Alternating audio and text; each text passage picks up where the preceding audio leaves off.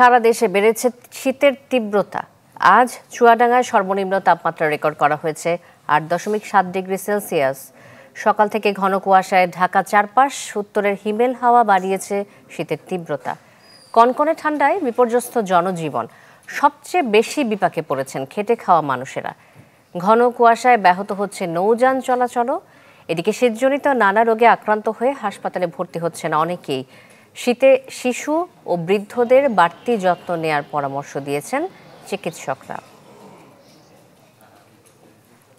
চুয়াডাঙ্গা থেকে সরাসরি যুক্ত হচ্ছেন এই মুহূর্তে রেজাউল করিম লিটন।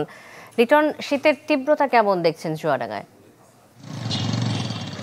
বছর শেষের খুশি নগদে হবে বেশি। নগদ পেমেন্টে নির্দিষ্ট ক্যাটাগরির কেনাকাটায় 300 টাকা পর্যন্ত ক্যাশব্যাক।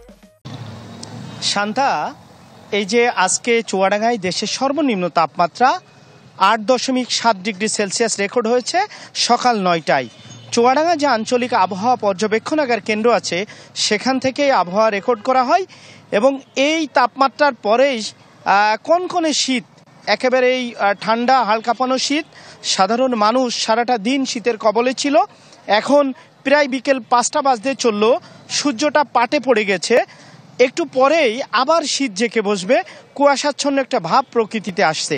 তো সাধারণ খেটে খাওয়া মানুষ যারা, তারা কিন্তু এই শীতে একেবারেই কাবু হয়ে পড়েছে। যার যেমন শীতের পোশাক আছে সে সেইভাবেই শীত নিবারণের চেষ্টা করছে। নিম্ন আয়ের মানুষ যারা, তারা খড়কুটোর আগুন জ্বালিয়ে শীত নিবারণের চেষ্টা করছে, আমি দেখেছি বিশেষ করে গ্রামাঞ্চলগুলোতে। তো এই অবস্থার মধ্য দিয়ে আবহাওয়া অফিস বলছে যে এই শীতপ্রবণ এলাকা চুয়াডাঙ্গা জেলা, এখানে তাপমাত্রা আগামীতে আরও কমে যাবে। যদি একটু কুয়াশা পড়ে তাহলে তাপমাত্রা একটু বাড়তে পারে।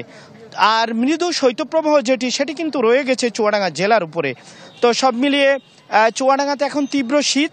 আর আপনি জানেন যে কর্কট ক্রান্তি যে রেখা, সেটি চুয়াডাঙ্গার ওপর দিয়ে চলে গেছে, যে কারণেই এই সমতলে প্রচুর ঠান্ডা থাকে এবং শীতের দিনে প্রায় সর্বনিম্ন তাপমাত্রা এই জেলাতে হয়। গত 3 দিন ধরে চুয়াডাঙ্গাতে সর্বনিম্ন তাপমাত্রা বিরাজ করছে। তো এর মধ্য দিয়ে শীতার্ত মানুষের পাশে অনেকেই এগিয়ে এসেছেন। চুয়াডাঙ্গা জেলা প্রশাসন তারা শীতবস্ত্র বিতরণের জন্য উদ্যোগ নিয়েছেন এবং জেলা প্রশাসক বলছেন যে এদেশের যারা হৃদয়বান ব্যক্তি আছে অথবা বিভিন্ন সংস্থা, তারা যদি এই জেলার শীতার্ত মানুষের পাশে এসে দাঁড়ায় তাহলে এই শীতার্ত মানুষগুলো একটু শীত নিবারণের ব্যবস্থা হতে পারে। তো সব মিলিয়ে এই চুয়াডাঙ্গার শীতের অবস্থা। শান্তা। লিটন, ধন্যবাদ আপনাকে। রেজাউল করিম লিটন চুয়াডাঙ্গা থেকে যুক্ত হয়েছিলেন আমাদের সাথে।